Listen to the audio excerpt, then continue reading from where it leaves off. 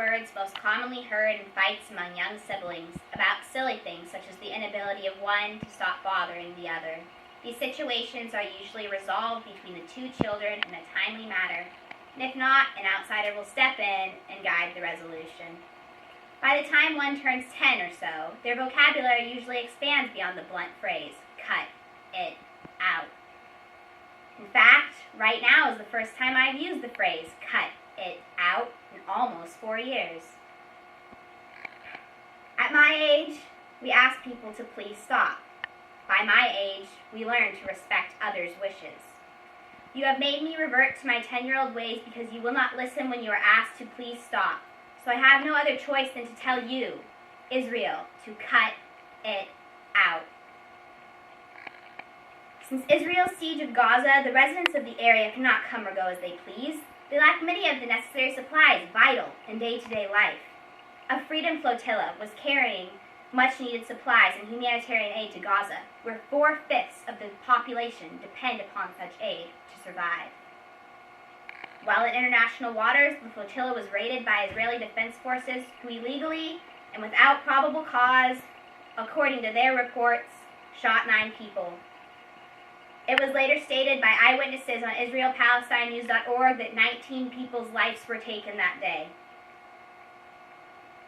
Surviving humanitarians were imprisoned, as the supplies never reached the needy people of Gaza. I am outraged. This makes me sick, and no world leaders are doing anything about it. Since the year 2000, Palestinians have endured more suffering at the hands of Israelis than Israelis have at the hands of Palestinians. According to ifamericans.knew.org, the actions of Israeli leaders have shown they are the bullies and not the victims. Thanks to Cindy Sheehan for sharing the link.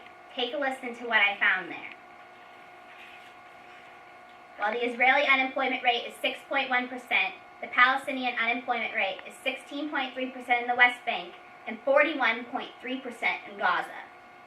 For the one Israeli political prisoner being held in Palestinian jail, there are 7,383 Palestinians currently being held in Israeli jails.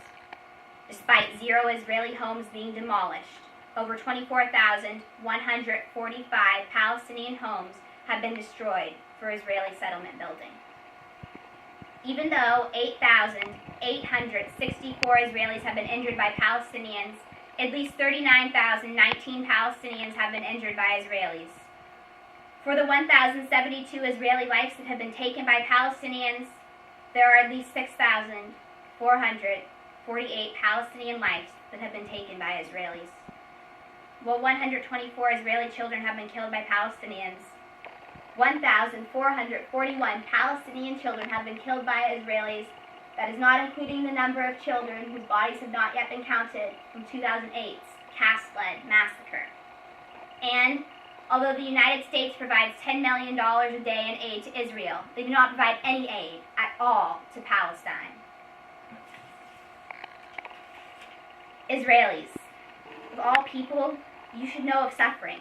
You should know what it is like to be exiled, what it's like to be tortured, what it is like to endure suffering for the mere fact that you are who you are, to endure suffering for something you have no control over. So why is it that you, of all people, having been through what you have, are pressing the suffering onto another group of people? Whether you claim to feel insecure, or singled out, or targeted, there is absolutely no excuse for your treatment of the people of Palestine. As time runs out for the entire population of Palestinian people, Israel, you must cut it out. For as long as Israelis massacre Palestinians, there will be Palestinian resistance.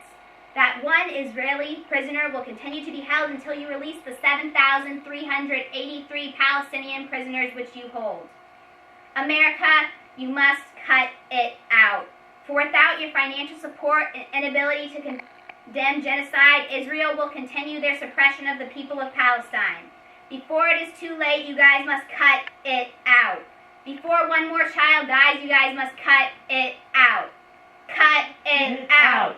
Cut it out. Cut it out.